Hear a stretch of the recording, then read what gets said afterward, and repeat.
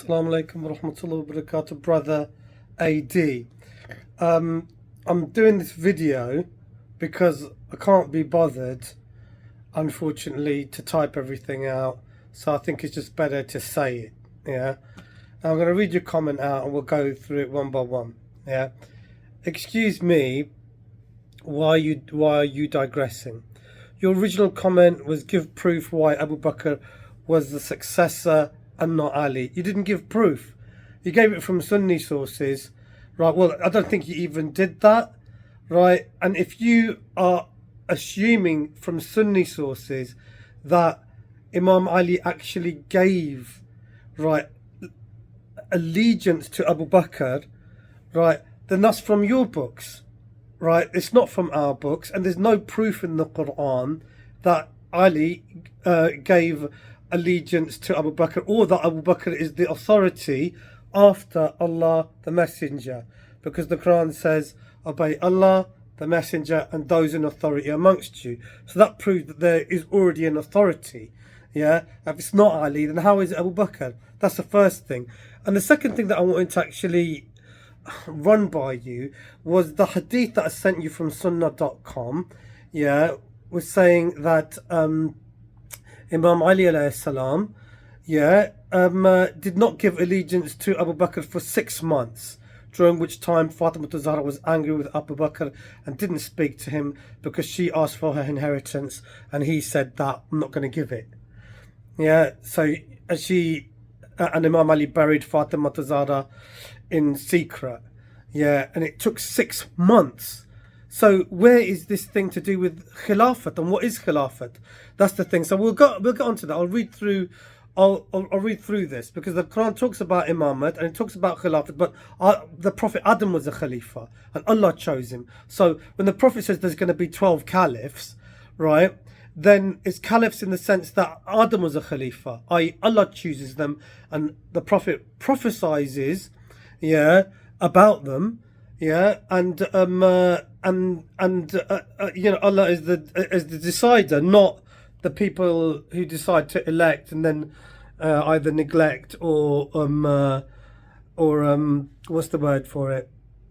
Object. Like Imam Ali objected to Abu Bakr's Khilafat. So this is a big thing. This is 6 months of no allegiance from Abu Bakr. 6. You mentioned Yazid, right? Who's a Qurayshi. Brother, can I just say one thing? That how is Bani Hashim not Quraysh, and how is Bani Umayyah Quraysh? Right, they're both Quraysh, right, but they're different factors from Quraysh. Every single one of the 12 Imams, right, are from the Quraysh because they're all Bani Hashim. So Bani Hashim is proof of the fact that they're Quraysh. It's the same as if Bani Umayyah is. Yeah, so that's just one thing that we need to clarify. Now, so I want to clarify another thing as well, and that is that the Khilafat, that man decides and man chooses. Obviously, Imam Ali shows, you can either take it or leave it. He didn't have to take it, according to your books. So in the end of that hadith, there's a happy ending, and he complies with what everybody else wants. And the question that I ask you is, the people of Medina complied with Yazid. Were they happy with Hussein that he didn't give allegiance to Yazid? So your man-made version of Khilafah is different from Allah's version of Khilafah. Allah's version of Khilafah includes the aspect of infallibility. So how have I shot myself in the foot by saying that Imam Hassan and Hussein are infallible, when the Quran says إِنَّمَا يُرِيدُ اللَّهُ لِيُذْهِبَ عَنْكُمُ الرِّجْسَ أَهْلُ الْبَيْتِ وَيُطَهِّرَكُمْ تَطْهِيرًا, that the Ahlul Bayt are completely and thoroughly purified? Does it mean physically, or does it mean spiritually, or if it's thorough, does it mean both? Yeah, so thoroughly purified. The Quran says do not obey an ungrateful sinner, right? So if Abu Bakr sinned, how can Imam Ali obey him? How can he say on the Day of Judgment, I obeyed a sinner, someone who sinned? Yeah, so it doesn't make sense according to the Quran that you have got an idea of 4 caliphs, who are righteous, and the Prophet's saying that there's 12, and then you've already included Muawiyah and Yazid in your list, and Yazid, as everybody knows, was an absolute oppressor, a drunkard, an illegitimate, some would say a bastard. I mean, I'm presently in Iraq at the moment, so I'm not going to get, I'm not going to get Daesh onto me right now because I'm in the city of Najaf at the moment. So they don't have a place there. Anyway, I'm rambling on a bit, and I don't want to be sensational, but let's deal with this one by one. Also, why are you not completing the hadith? The hadith says all will be from the Quraysh. The hadith does not say only from Bani Hashim. Abu Bakr, Umar, Uthman, Al-Hasan, Muawiyah, Yazid, all from Quraysh. So you're including Muawiyah, the enemy of Imam Ali, the person who waged a war against Imam Ali, who caused hurt to the sons of Imam Ali. The sons of Imam Ali fought Muawiyah in this war. Are you still saying that Allah's pleased with him? And then are you making a separation between Muawiyah and Yazid? I mean, they did the same thing. The father fought the son, right? I mean, like Imam Hassan's sons, right? I mean Imam Hussein's son, no, sorry to say, Imam Ali's son, fought Muawiyah's son. Yeah, and Imam Ali fought Muawiyah, and Muawiyah's son fought Imam Ali's son. Are you saying that there's a cut-off point? Muawiyah, but I'm glad actually you've included Yazid, right? Because I know for a fact you used to be a 12 Shia, you were saying, and now you're doing a bit of research and you're doing a bit of discovery. Yeah, you're doing a bit of discovery, you're doing a little bit of research, and you're finding out who these 12 caliphs are, and you found out, right, all of a sudden that, you've got Muawiyah in there, and then there's Yazid as well. So are you going to put yourself in the camp that says Yazid is kind of like God's pleased with him as well, and it wasn't Karbala, and what happened in Karbala wasn't his fault? That's a question that we need to ask. Are you on the side of Yazid or on the side of Hussein? How can Imam Hassan give allegiance to Muawiyah? How can he give it when the Quran says, do not obey an ungrateful sinner, and Muawiyah waged, committed the sin of fighting the Ahlul Bayt? The Quran says you've got to love them. Yeah, the Quran says you've got to love them, but he fought them, he did the opposite, and you're still saying Allah's pleased with him because he's a Sahaba. Isn't it proof of the fact that Muawiyah being a Sahaba, right, doesn't, is proof of the fact that the Sahaba were not infallible, they were sinners, and they were hypocrites as well. And what Muawiyah did was hypocritical, because you can't say you love the Prophet and you're a follower of the Prophet and then fight his family at the same time. That's going against Islam, it's going against the directive of the Quran of Allah subhanahu wa ta'ala to love, right, muwadda, which means obedience as well to the family of the Prophet. So where's this obedience then? So it's the fault of Muawiyah that he's not obedient to Imam Hassan. Not, you can't twist this. Imam Hassan is pure. The Quran says it. The Ahlul Bayt are pure, and if Imam Hassan isn't the Ahlul Bayt, I don't know. So you need to get that in context first of all. You shot yourself in the foot by saying Ali, Hassan, Hussein were infallible. No, you shot yourself in the foot by saying there weren't infallible people. Yeah, when the Quran proves that there are. So what the heck is Ali doing by giving bay'ah to Abu Bakr, Umar, Uthman, and Hassan Hussein giving bay'ah to Muawiyah? Listen. I'm going to say this quite clearly. The Quran says that there is a guide for every nation. Yeah? So the word hadi or hard, Ahdina Sirat, ahad, right? That word, those letters HD, they're mentioned in the Quran like I think over 100 times. Yeah, so وَلِكُلِّ قَوْمٍ هَادٍ وَلِكُلِّ قَوْمٍ هَادٍ, there is a guide for every nation. Yeah, so that's the first thing. So the Prophet is a guide. He's a prophet not just for the Muslims, he's a prophet for every nation, for the whole of humanity. So when the Prophet says, of whomsoever I am leader or master, man kuntu mawla fahadha aliyun mawla, of whomsoever I am master, Ali is master. Yeah, when the Prophet, peace be upon him, says that, then the Prophet is the master of humanity. So Ali becomes the master of humanity. And there are nations, not just of men, but of jinn as well, and of women and of children. So that's everybody. So how does Abu Bakr become the guide for every nation, right, when Ali hasn't even given allegiance, number one, and number two, he doesn't have the capacity to rule, right, or he doesn't have the position of divinely appointed khilafat so that he can say, I rule, I'm the Khalifa of humanity, I am that guy the Quran talks about, you know, for every nation. It's not him. It's not him because he only speaks Arabic.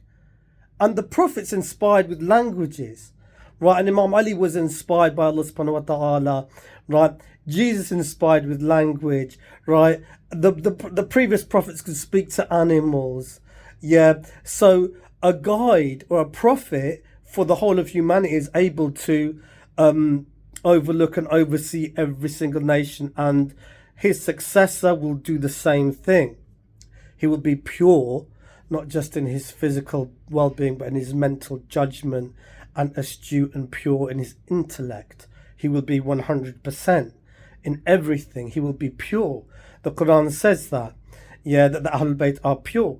So their intention, their excellence is pure. They are 100%, right? How can there be anything else when Allah subhanahu wa ta'ala is saying that he desires that for them? Yeah, Abu Bakr is not that because he's a sinner and he sinned. The Quran says, do not obey an ungrateful sinner. Yeah, so you can't effectively, I mean, that is the trajectory for the fact that there has to be someone who doesn't sin that you obey. Yeah, and it can't be Abu Bakr because he sinned. So Muawiyah given allegiance, that's out of the window straight away. The Quran disproves it. Otherwise, the Quran doesn't make sense. He gave allegiance to Imam Hassan gave. I don't care if you found it from a Shia book. It doesn't make sense, right? So I would chuck that one out. Even if it's from a Shia book, we'll chuck it out the window. But the 12 caliphs thing, right, that's a common ground. So anyway, just going ahead. Tell me why you're running from the question. You wanted proof that Abu Bakr is the successor, not Ali. I didn't want proof. I know he's not the successor. I know it because Imam Ali contested it. The biggest proof is Ali himself gave bay'ah to it. No, he didn't. Why did he do that? He didn't do that. If he was the Imam, he should have waged war or killed Abu Bakr. He didn't. No, but Abu Bakr would have done it. Because he did. He started fighting what supposed apostates. They were opposing his caliphate. You know, that's why he was fighting them. Imam Ali didn't do it. But Abu Bakr would have done it. Umar would have done it. Osman would have done it. They would have waged war. Right, and when it got down to the civil wars, Muawiyah did it and Aisha did it, but Imam Ali didn't do it because he didn't want that dissension. They wanted power. He wanted the nation to be guided aright. Yeah, Yazid was prepared to do it. He was prepared to kill for power. Yeah, but Imam Hussein wasn't. He was prepared to create peace. He was prepared to walk away. Yeah, but in the end, when it came down to it, he was not going to give allegiance the same way his father didn't give allegiance. He didn't give allegiance to Yazid, the son of Muawiyah. Right, and so they cut his head off. Okay, so that's the short of it, since he was a lion. Okay then, so let me just get through to the next part here. If he was the Imam, he should have waged war or killed Abu Bakr in his sleep. Yeah, you would have killed Imam Ali in his sleep, wouldn't you? You know, I mean, those were the Sahaba who came to kill the Prophet. Yeah, they were the Sahaba who came to kill the Prophet, and Imam Ali was in his bed, right, and they saw him, right. Afterwards, they converted to Islam, but that hate was there. It didn't die away, which was easy for him to do since he was a lion. Right, so okay, let's go on to the next part. Don't digress and answer why Ali became a coward or abandoned his imamah. How did he abandon his imamah? He does not abandon his imamah. Allah gives him the imamah, he keeps it. When did he abandon it? The Prophet said, Man kunta mawla fahaza aliyun mawla. The Prophet said, Man kunta mawla fahaza aliyun mawla. When did that not apply? When did it not apply? Just because Abu Bakr didn't or took his allegiance back? Just because Umar took his allegiance back?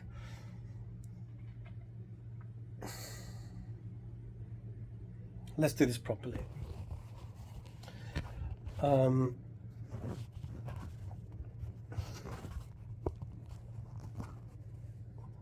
Yeah, just because Abu Bakr took his allegiance back. Oh, look, the phone's moving. Because the thing was, there were thousands of people at the Ghadir when the Prophet said that. When the Prophet said that, there were thousands of people. And they gave allegiance as well. And Abu Bakr was one to give allegiance, Umar was one to give allegiance. They congratulated Imam Ali. So they gave allegiance already. He was the authority that the Quran is talking about. Yeah, so let's go on to the next part. I'll see if I upload this because the camera position was very good. So I might just re-upload this. Don't Douglas ask why all became a coward or abandoned his imamah. He did not abandon his imamah. Everyone abandoned him, which Allah gave him. Allah gave it to him through the Prophet and gave bay'ah to Tariq. He did not give bay'ah. That's your version right before him. Then his son comes along and he also becomes a coward, according to who, and abandons his imamah. How does he abandon his imamah? He can't abandon his imamah. Allah's stamped it in the book of God. You know, there's a guide for every nation. He's that guide. So that doesn't get taken away from just because everyone decides they're going to fight him or they're not going to follow him. That doesn't make his position any less, right? And gives bay'ah to a kafir or a bad person. Says Muawiyah is evil. Of course, is not fighting the Ahlul Bayt evil? Is not fighting Imam Ali evil? Is not being the father of Yazid evil? You know, it's not facilitating the event of Karbala, the massacre, evil. You know, doesn't one thing run to the other? You can become blind at the fourth caliph and say, oh, there's no caliphs after. No, there are, the 12. The 12 caliphs, not just 4. The Sunni said 4, the Prophet said 12, and you're trying to include Muawiyah and Yazid into them after doing a little bit of research. You know, grow up. You said you was a 12 Shia. How all of a sudden have you decided that, oh, I'm going to be a Sunni? On what ground? On what proof? Give me the Quranic proof. Right, that there are 4 caliphs only that Allah has chosen and decided. You can't even prove that. Even Sunnis know that those caliphs weren't chosen by Allah. They were chosen by men. It was all administered. Yeah, the Prophet clearly said, right, when Allah subhanahu wa ta'ala said, Al-yawma akmaltu lakum dinakum, right, and when the Prophet, you know, balligh ma unzila ilayk, right, which is, you know, communicate to your Lord that which has been revealed to you. Yeah, and then the Prophet kind of like said the words, got the people together, declared Ali as the leader of whomsoever he was the leader of 10,000 people. There's over 100 unbroken narratives, yeah, for that. 100 people, right? There are 100 chains of narrative, 100 chains of narrative, yeah, over, yeah, explaining that event. And the reason why there are 100 chains of narratives for it is because there were over 1,000 people there. There were over 10,000 people there when they saw it. And all the Sunnis have got left as an argument to say, oh, Mawla means this, Mawla means that. It doesn't mean this and it doesn't mean that. It means what it means. And one of those meanings is master and leader. So it's obvious. Yeah? Unless you want to say it means something else. It doesn't mean that. Prove that it doesn't mean that. Prove it. You can't, because it means it. Along with everything else you want it to mean. Man kunta mawla fahadha Ali and mawla of whomsoever I am master, Ali is master. Yeah, so that's the deal is already done. The deal's already done, right? But obviously somebody wanted power. Imam Ali fails, according to your own books, for a full 6 months to give that allegiance. So what's the value? What's the value of your caliphate? There isn't one. There isn't, but there's value to what the Prophet said. And he meant Ali. And he said it clearly. And that's the end of the story. How do you disprove that?